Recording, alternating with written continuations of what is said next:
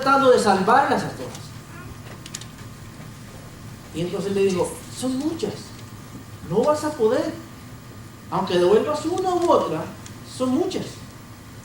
Entonces el niño salió corriendo de nuevo a la playa, agarró una, la soltó en el mar y dijo, por lo menos a esta la estoy salvando, por lo menos a esta sí le hice la diferencia. Y la soltó. Hoy vamos a estar hablando del último de los 5 valores que yo creo que como iglesia debemos caminar para ser una iglesia sana con deseos de crecer. Y lo que busco aquí es que podamos entender, que creo que viene de parte de Dios para nuestro corazón, es que primero, antes de empezar a crecer en cantidad, lo dijimos la semana pasada, creo que tenemos que aprender a crecer en calidad. Por eso es que hemos mencionado cada uno de estos valores. Si ponemos en práctica estos valores que hemos estado estudiando, que ahorita se los voy a nombrar otra vez, seremos una comunidad de fe que vive el mensaje de Jesucristo y lo muestra a través del amor a nuestra sociedad. Déjeme decirle esto nuevamente, seremos una comunidad de fe que vive el mensaje transformador de Jesús y lo muestra a la sociedad por medio del amor. Hemos hablado de los 5 valores. ¿Cuáles eran? El primero, comunión con Dios y entre nosotros, los que estamos aquí como el pueblo de Dios. La segunda era unidad, no solamente convivir juntos, sino caminar hacia un punto específico que Dios nos va a mostrar juntos. La tercera era adoración. Hemos sido constituidos como un pueblo de Dios para adorar su nombre, con nuestra vida, por medio de la oración, por medio de nuestras finanzas, por medio de todo lo que somos. La cuarta era discipulado. Hemos sido constituidos como un pueblo de Dios que camina bajo la ley de ser discípulos de Él. Y hoy vamos a llegar a la última parte, que es evangelismo. Y hay una persona que yo, pues como siempre les he dicho, admiro mucho, y en las cuales yo veo estas 5 cosas. Y es Jesús. Si nosotros buscamos ser como Jesús, así como dice la palabra, estas 5 cosas Dios las mostró por medio de Jesús. Él tenía una gran comunión con su Padre y con los que le rodeaban. Él estaba siempre en unidad con los discípulos. Él mantenía una constante comunicación en adoración con el Padre. ¿Cierto? Él discipuló a los 12. Y Él vino a constituir, por medio de su muerte, el plan de salvación. Jesús nos muestra estas 5 cosas. No es que las hemos sacado solamente de la Biblia para estarlas enseñando un domingo porque tenemos que llegar a una gente. El mismo Jesús nos enseñó que debemos caminar en estos 5 valores. Pero bueno, usted tiene ahí su boletín. ¿Alguien no tiene boletín? ¿No? ¿Que me pueden ayudar? Aquí hay uno y aquí leen los 2. Vamos a estar viendo el 5º y último de los valores que creo que pueden constituir construir una iglesia sana con deseos de crecer. Ahora, para irnos de una vez al tema, yo le voy a decir una descripción de algo y usted me tiene que decir, de alguien, perdón, y usted me tiene que decir quién es. ¿Le parece? Voy a contarle que de la persona que le voy a hablar es una mujer. A ella le gusta mucho la pasta. Bueno, en realidad le gusta mucho todas las comidas, pero en especial la pasta y la comida japonesa. No le gustan las donas. No sé si aquí, bueno, sí, donas. Ok, no le gustan las donas. Ni tampoco le gusta comer repollo. Ella tiene 31 años. Nació en San José, Costa Rica, en un lugar que se llama Desamparados. Le gusta mucho pasar tiempo con su familia, más con su abuelo. Tengo 12 años de conocerla, 7 años de ser novios, 3 años de ser novios y 7 años de estar casados. ¿De quién estoy hablando? De Paula. Y les puedo contar muchas otras cosas más que se ven. Hoy vamos a estar hablando exactamente de esto, no de Paula, que no les voy a contar de Paula. Vaya conmigo por favor a Mateo capítulo 16. Tenga muy bien presente esta pequeña descripción en su mente de que le he hecho de Pablo. Y ya le voy a decir por qué. Vaya a Mateo 16. Y vamos a estar leyendo desde el versículo 13 al verso 20.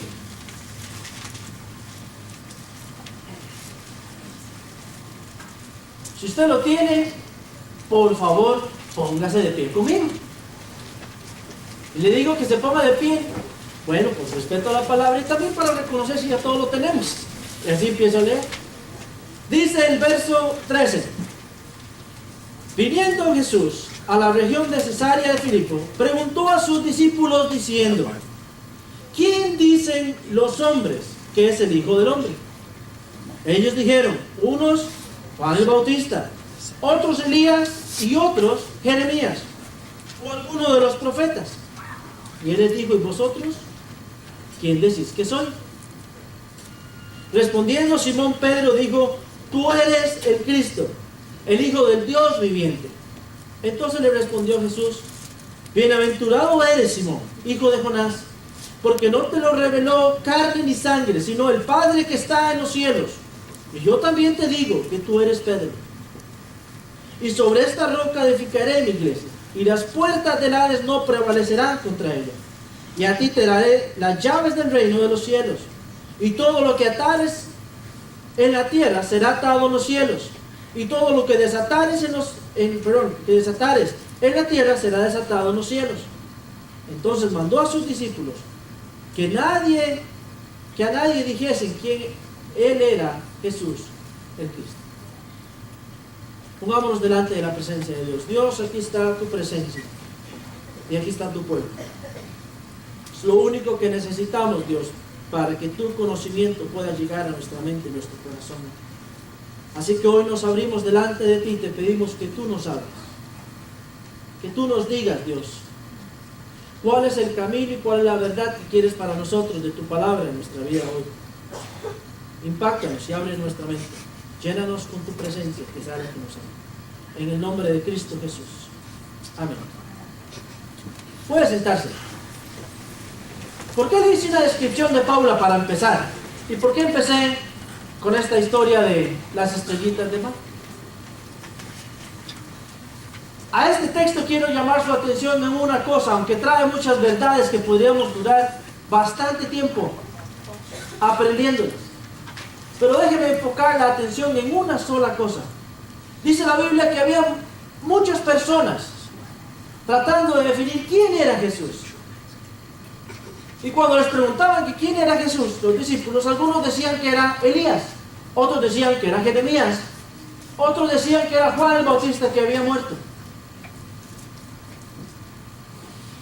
Y entonces Jesús se vuelve y les dice: ¿pero ustedes quién dicen que soy? Ya tenían suficiente tiempo. Y Pedro les reconoce, bueno, los discípulos lo reconocen, y en especial Pedro, y le dice: tú eres el Cristo, el Hijo del Dios viviente. Hay una condición que se necesita para yo presentar a alguien con propiedad delante de otra persona. ¿Y cuál es? Conocerlo. Yo creo que yo no podría presentarles a Paula si no la conociera. Cuando uno conoce a alguien, lo presenta con toda propiedad, sabe bastante de él, porque se ha relacionado, conoce lo que le gusta y lo que no le gusta, sabe lo que lo motiva y lo que lo desmotiva,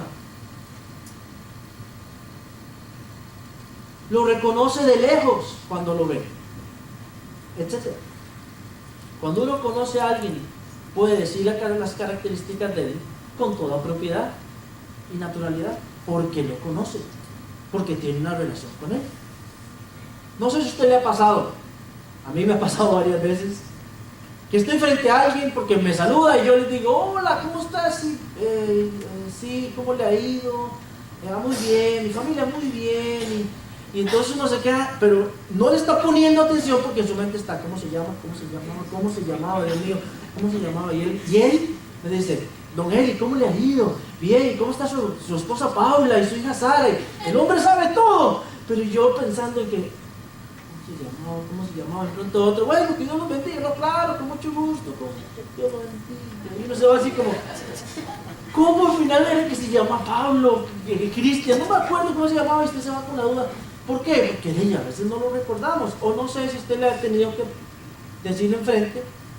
Este es el peor de los casos, pero en el peor de los casos, ay, perdóneme, pero ¿cuál era su nombre? ¿Verdad? ¡Qué vergüenza! Eso demuestra dos cosas. O no tiene una relación muy cercana, por la cual usted ni siquiera se acuerda del nombre, o dos, a usted no le interesa. Usted nunca le interesó conocerlo. Entonces, en realidad, tal vez nunca se acordó, solo se lo presentaron una vez y ya. Para venir al texto e ir haciendo la conexión sobre lo que quiero que aprendamos esta mañana, Pedro reconoció quién era Jesús. Pedro sabía quién era Jesús. Aunque la Biblia nos enseña que fue una verdad revelada por el Padre, y ahorita vamos a llegar a eso, Pedro sabía quién era Jesús. ¿Por qué? Pedro sabía quién era Jesús por todas las cosas que ya habían vivido. Recordemos, había sanado enfermos frente a él, leprosos, manos secas, ciegos, habían caminado en el agua juntos, lo había visto frente a una tempestad en la barca, levantarse y decir, cálmese. Lo había visto dominar la naturaleza.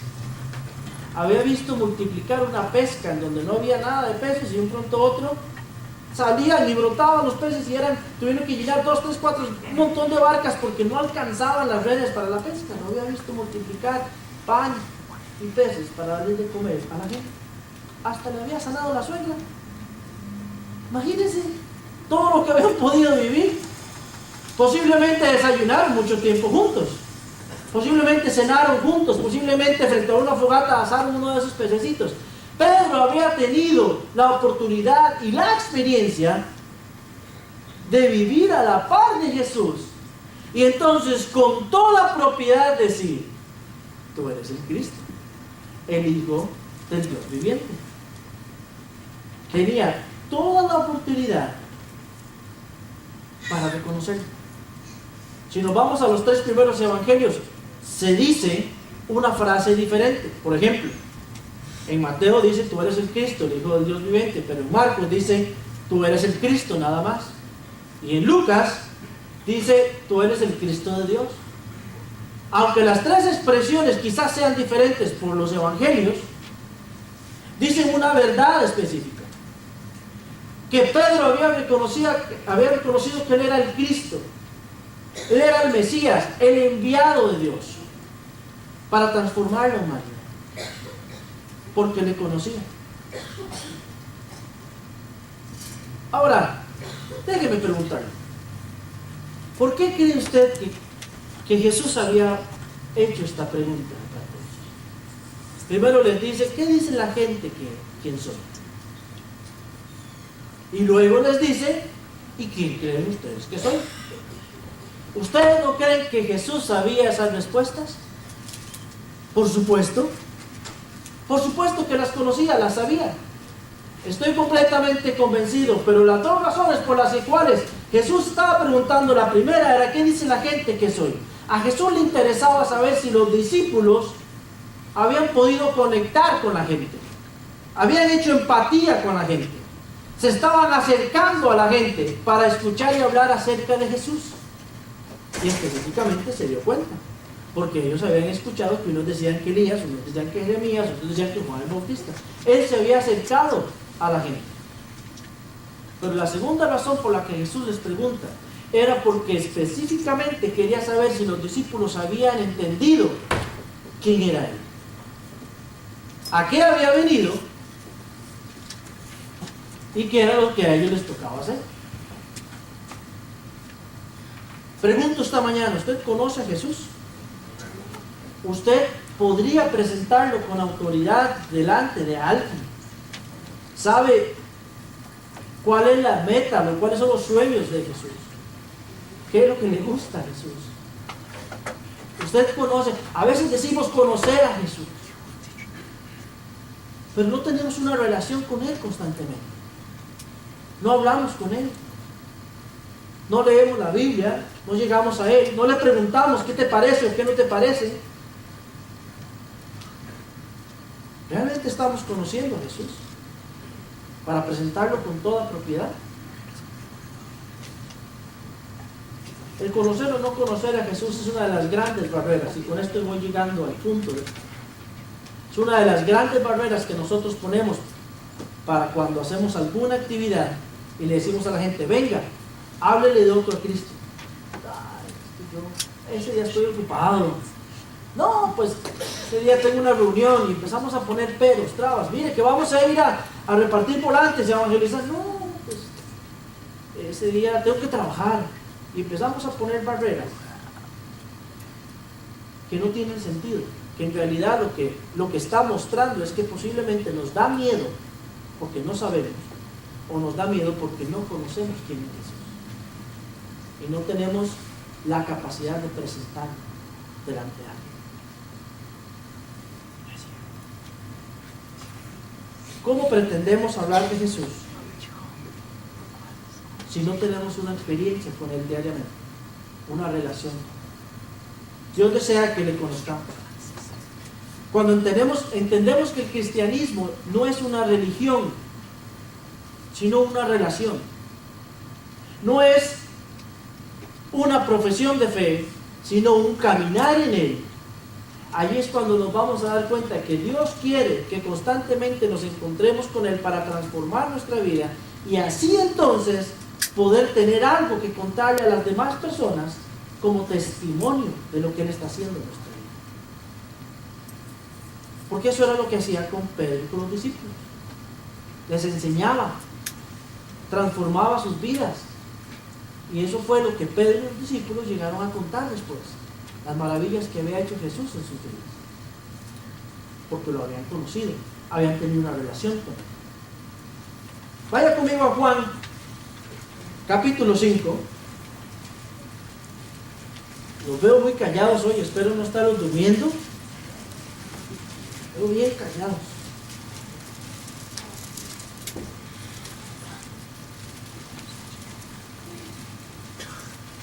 Varios personajes en los evangelios les bastó solamente un encuentro para poder ser transformados y poder contarle a otros acerca de Jesús. Y el primero que le quiero contar es este. Capítulo 5, puede leerlo en su casa, desde el verso 1 al verso 18. Se trataba de un inválido que estaba alrededor de una fuente que se llamaba Betesda. Y entonces la historia contaba de que cada vez que el agua se movía era porque un ángel bajaba y tocaba el agua, y el primero que tocara el agua, ese iba a ser sano. Pero como este hombre no podía moverse, nunca llegaba primero a la pileta. Entonces Jesús se le acerca y le dice, ¿por qué estás aquí? No, es que yo no he podido descender al agua y tocarla de primero, porque como mi posición, entonces nunca he podido ser sano. Entonces quiero enfocar su atención en el último verso, perdón, en el verso 15.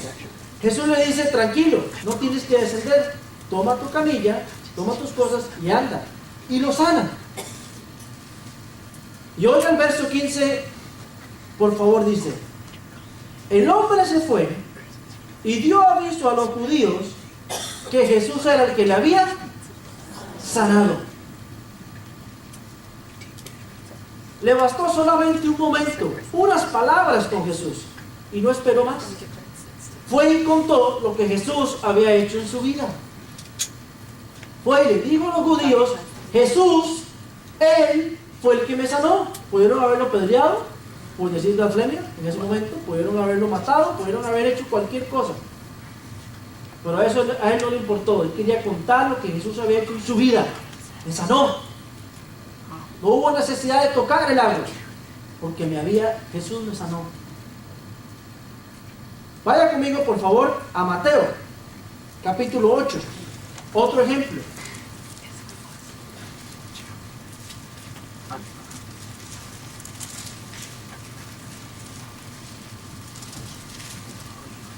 Mateo, capítulo 8, del 1 al 4.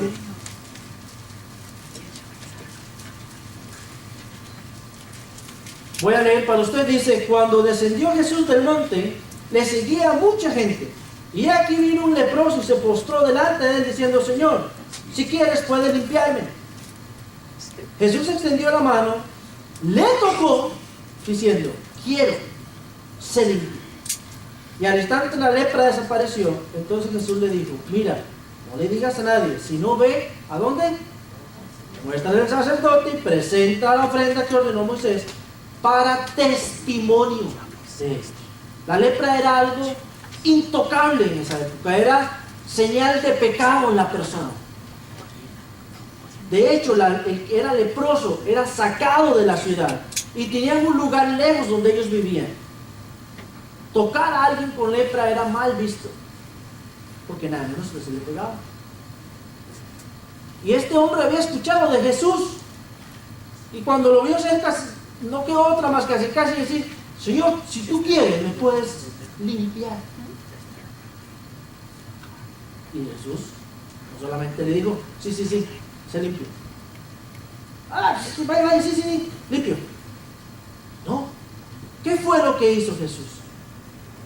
Lo tocó, puso su mano posiblemente sobre él.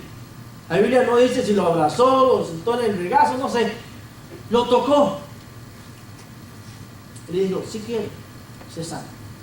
Vaya, preséntase ante los sacerdotes de su ofrenda, como normalmente debe hacerlo, y testifique frente a ellos lo que yo he hecho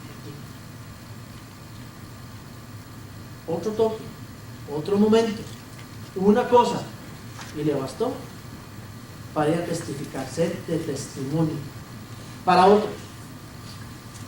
Y el último ejemplo que quiero llevarlos, vaya conmigo a Juan capítulo 9.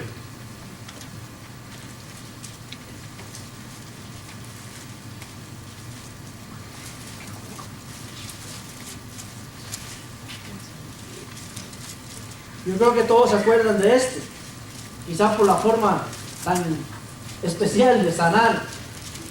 Jesús se encuentra con un ciego, y la historia, para hacerla un poco rápido, usted la puede leer, por eso es el boletín. Vaya, léalo a su casa, estúdielo, y si yo me equivoqué, venga y me dice: pastor, estoy equivocado. Si no, aprenda y muéstrele al Señor dígale al Señor que usted puede aprender más en su casa. Léalo completamente. Este es un ciego que el Señor Jesús hace barro con su saliva y lo pone en sus ojos. Anda y lávate, le dice. Y dice que como escamas cayeron de sus ojos. Fue sano. Pero quiero llevarlo al verso 11 específicamente. Cuando le preguntaron: ¿quién fue el que te sanó? Respondió él y dijo: aquel hombre que se llama Jesús hizo lodo, me lo untó en los ojos y me dijo: ve al Siloé y lávate. Y fui y me lavé y recibí la vista. Un toque, un momento con Jesús, unas palabras, y le bastó para llegar a contar: aquel hombre que llamaban Jesús me sanó. 3 ejemplos que solo les bastó un momento para después salir de ahí corriendo a como diera lugar y dar testimonio de lo que Jesús había hecho. Pregunto: ¿Dios ha hecho algo en su vida? ¿Dios ha hecho algo en su familia? ¿Dios ha hecho algo en su trabajo, con sus hijos, con su dinero? Entonces, ¿por qué nos cuesta tanto hablar de Jesús a otros? Si estos hombres con una sola experiencia contaron su testimonio, ahora con todas las cosas que el Señor hace en nuestra vida, ¿por qué es que nos cuesta tanto? Si Dios le dio a usted salvación, pues cuente acerca de que Dios salva.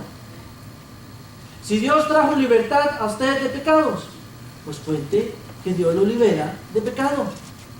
Si Dios le trajo a usted paz, amor, reconciliación, pues cuéntele esto a las personas, porque este es el testimonio que vale delante de la gente. Lo que verdaderamente Dios quiere que hablemos a los demás. si Dios trajo sanidad, si Dios trajo compañía, amor, lo que sea, cuéntenle esto a las personas. Dios quiere impactar nuestras vidas para que nosotros podamos contarle a otros como testigos.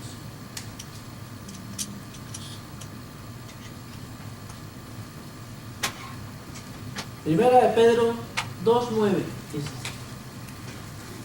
vamos a buscarlo. Pues vosotros sois real sacerdocio, nación santa, pueblo adquirido por Dios. Vamos a leerlo.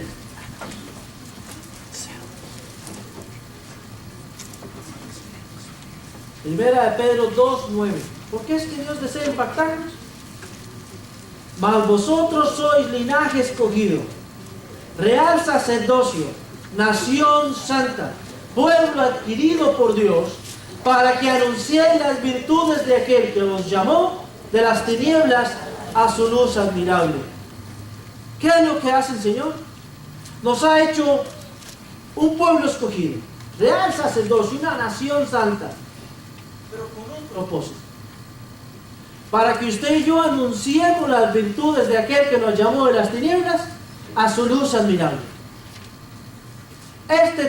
Aquí es donde cobra sentido todo lo que Dios hace en nuestra vida. Dios desea impactarnos porque es el testimonio que nosotros tenemos, la propiedad para presentarlo a Él.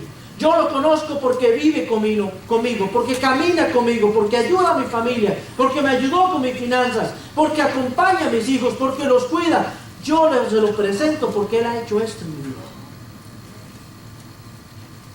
Y eso cuando realmente entonces decimos que le conocemos. El libro de los Hechos 1:8 es otro ejemplo de la cual por qué Dios impacta nuestra vida. ¿Qué dice Hechos 1:8? Y recibiréis poder cuando haya venido sobre vosotros el Espíritu Santo, y me seréis testigos en Jerusalén, en Judea.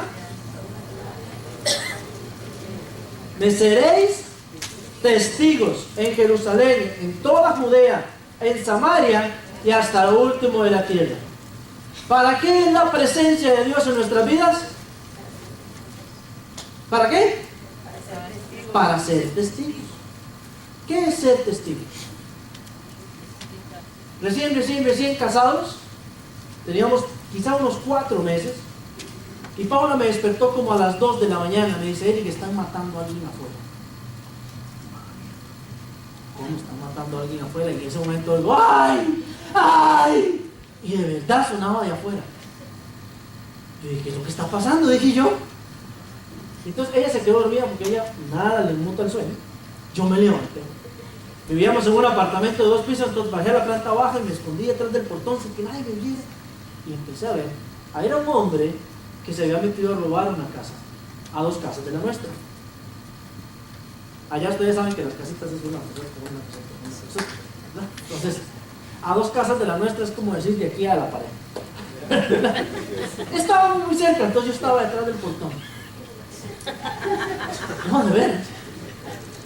Yo estaba detrás del portón y entonces oigo un del stand con un bat de béisbol de metal, un par de Carlos, así, casi como yo. Había un par de hombres dándole al ladrón con un bat de béis y sonaba ¡ping! Donde le pegaban y todo. Y yo estaba ahí detrás y oigo la sirena. Y dije: qué bueno, viene la policía, dije yo.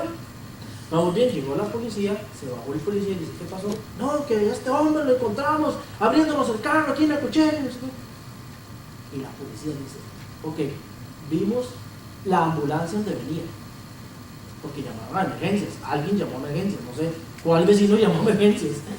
Dice: vimos la ambulancia que venía de camino, así que si le van a terminar de pegar, péguenle, pues ya, antes de que venga la ambulancia. Y yo detrás del portón así, viendo todo, ¿verdad? Y entonces, ay no, bueno, hasta que me recuerdo y ahorita les cuento por qué. Llegó la ambulancia, entonces antes de que llegara la ambulancia, se bajaron los paramédicos, todo eso, el policía se acercó a los muchachos y les dijo: desháganse el bate. Pusieron el bate atrás, se acercaron a una alcantarilla y se hicieron así. y se fue a la alcantarilla.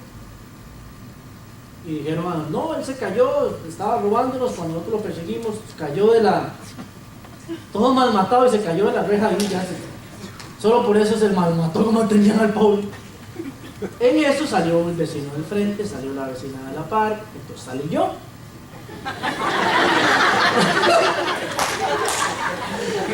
Se lo aseguro, así fue. Salí yo, ya estaban todos, y en eso la policía dice, ¿hay alguno de ustedes que vio lo que pasó? ¿Y en qué creen que dije yo?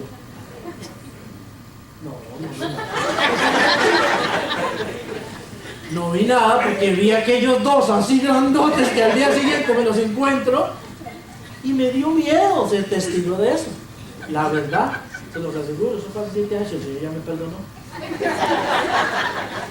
Me dio miedo, me dio pánico decir, sí, yo vi, y el bat de base está ahí en la alcantarilla, venga, véanlo. Me dio miedo. Yo dije, no, yo no vi. Me hice para atrás, cerré el portón y no dormí en toda la noche. No dormí en toda la noche. ¿A qué punto quiero llegar? Ser testigos es haber presenciado algo y poder hablar con detalles lo que sucedió.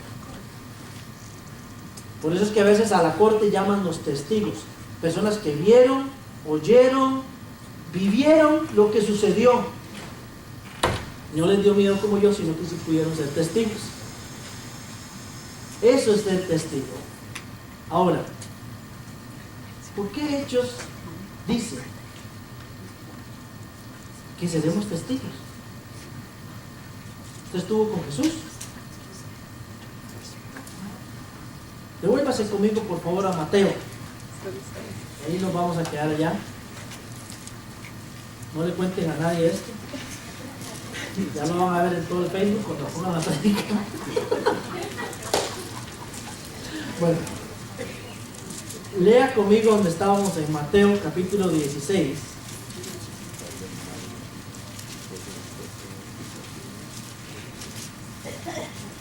El verso 17.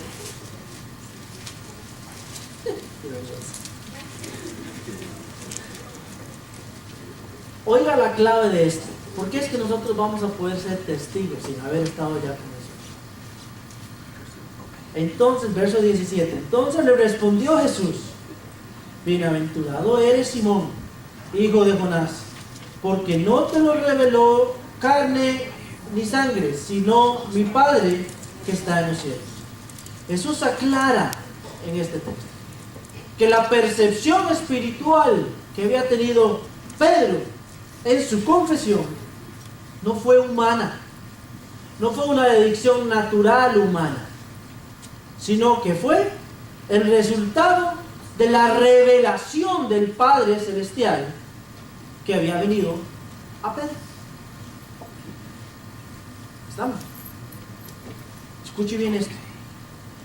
No era que Pedro era especial o era más importante que otro discípulo. Era que en ese momento Dios se plació darle la oportunidad a Pedro.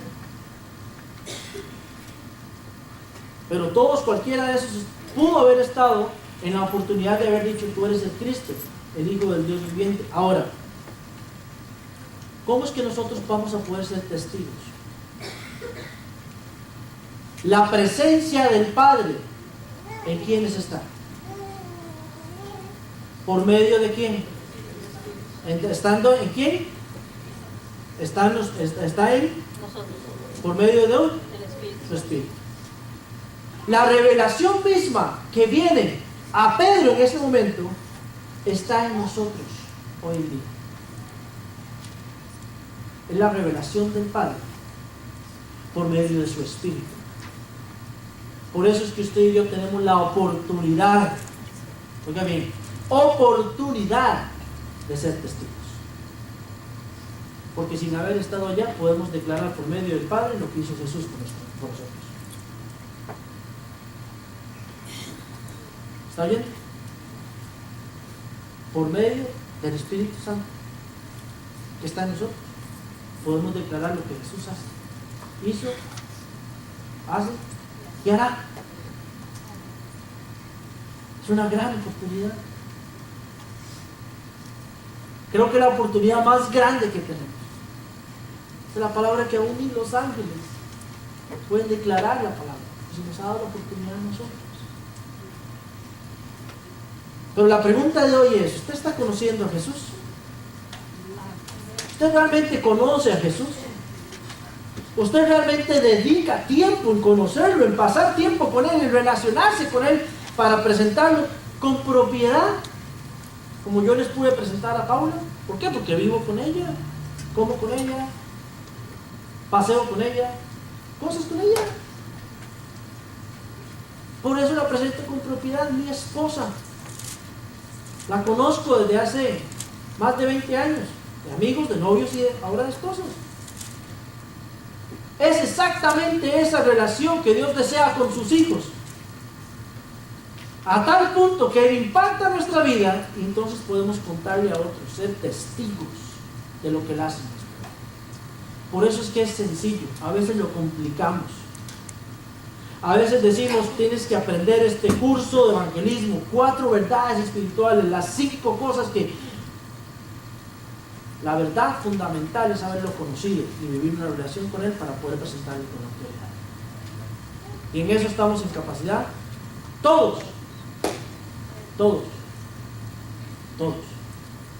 Hoy terminamos la parte de los valores que mueven una iglesia.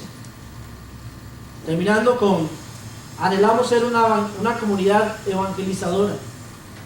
Parte de la tarea del creyente es comunicar el mensaje transformador, valorando a la persona tal y como es, pero invitándola a que en Cristo sea diferente, a que no se quede así, sino que en Cristo sea diferente. Y servimos como puentes entre Dios y ellos. Esa es nuestra tarea. Y por eso intenté hacer un carrito. Pueden ver que no pasé la escuela. Ahí en el boletín intenté hacer un carrito de 5 ruedas. Es un gran tráiler de 5 vagones. En los 5 vagones, cuando caminemos y rodemos bien en esos 5 vagones, es porque estamos yendo hacia la dirección que Dios desea que como iglesia caminemos. En comunión, en unidad, en adoración, en discipulado y declarando las buenas nuevas de salvación a diestra y siniestra a todos los que nos tocamos. Y quiero recordar algo que yo aquí mismo dije en octubre, cuando ustedes me invitaron a venir y conocí y anduve de casa en casa y estuve por ahí paseando por todos lados y ¿se acuerdan? No, que vine a enseñar y predicar y a conocerlos y en la reunión y la entrevista. El último domingo yo dije, si ustedes me invitan a ser el pastor, yo los voy a motivar hasta el cansancio de que hablemos las buenas nuevas de salvación, de que hablamos la iglesia, que seamos una iglesia de puertas abiertas, que intencionalmente apoyemos las misiones, que intencionalmente apoyemos el evangelismo, que intencionalmente tengamos la oportunidad en todo departamento hablar de Jesús. Y eso es lo que buscaremos. Eso es lo que buscaremos. Y si ustedes están conmigo, creo que hasta la idea del Señor, tenemos que ser una iglesia de puertas abiertas. Una iglesia que abrace al pecador, que toque al leproso, que devuelva la vista espiritual a los que están ciegos espiritualmente. Tenemos que ser esa iglesia que motiva a la gente a que está bien, venga como tal y cual es, pero no se quede así. Dios puede transformarse. Cerremos los ojos.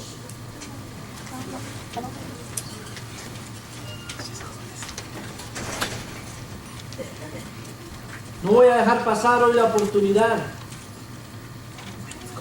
de preguntar si usted ha venido hoy y usted no ha entregado su vida a Cristo. Hoy es un buen día, hoy es un buen momento. Lo que estamos hablando como iglesia, que tenemos que hacer hoy, que lo he hablado estos 45 minutos, es lo que yo le voy a preguntar a usted. Yo no sé si usted ha venido esta mañana y no ha entregado su vida a Cristo. Entregar su vida a Cristo es arrepentirse de sus pecados, porque sabemos que el mal existe en el hombre y de darle a su vida al Señor, abrir su mente y su corazón y aceptar su sacrificio en la cruz como redención y confesarlo como nuestro Salvador y nuestro Señor. Si usted no lo ha hecho, simplemente le quiero guiar en esta oración en este momento. Que usted le diga unas palabras a Dios.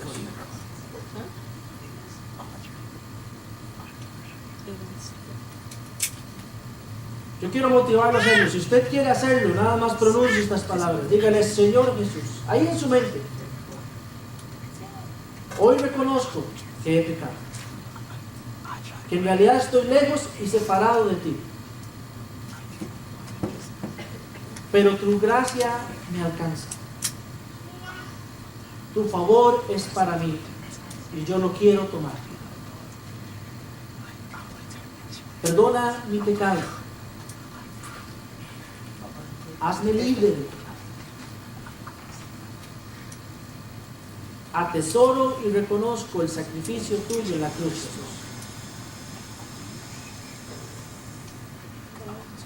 Y quiero declarar a partir de hoy que tú eres mi Salvador y mi Señor. Yo acepto que tú seas mi Salvador y mi Señor. Lléname con tu presencia y guíame en tu palabra. En el nombre de Cristo Jesús. Si usted hizo esta oración, por favor, levánteme su mano. Me gustaría hablar con usted ahora al final. Tenemos algo para usted. Si usted hizo esta oración, por favor, levante su mano y la baja nada más. Un momento. Quisiéramos reconocerlo. ¿Alguien habrá hecho esta oración ahí en silencio?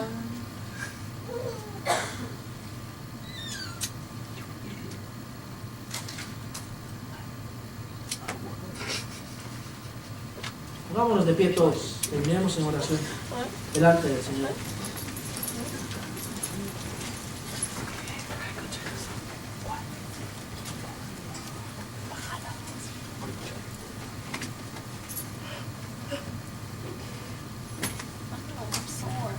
No quisiera terminar sin antes recordarles, el 4 de julio vamos a estar haciendo un esfuerzo evangelístico. Vamos a estar predicando el Evangelio que fuera con comida. Es un buen momento para presentar a Jesús. Usted puede sacar el tiempo. Vamos a estar de 11 a 1 de la tarde. Venga. Venga. Hable de Jesús. Señor, esta mañana nos presentamos delante de ti, Dios, reconociendo, Padre, nuestra necesidad de ti. Dándote gracias por la oportunidad que tú nos das, Jesús, de conocerte diariamente y experimentar tu presencia en nuestra vida. Quita, Señor, de nosotros cualquier miedo, cualquier temor, cualquier cosa que estorbe, que nosotros podamos contar a otros acerca de lo que tú haces en nuestra vida. Quita, Señor, todas esas barreras en el nombre de Jesús. Llénanos de tu espíritu para ser testigos, Dios, a otros de lo que tú has hecho, haces y harás en medio de la humanidad. Déjanos ser esa comunidad, oh Dios, transformada por tu amor, Dios. Y déjanos mostrar, Dios, ese amor a los que nos rodean. Nos encomendamos delante de ti. Te damos la gloria y la honra por esta mañana. Te pedimos que nos acompañes a casa. Que hoy sea un gran día, que podamos meditar en esto de tu palabra, Señor, y tomar decisiones que tú siembras en nuestro corazón para crecer y ser más como tú. En Cristo Jesús, Dios, oramos. Amén. Dios me los bendiga. Nos vemos hoy a las 6. Muy bien.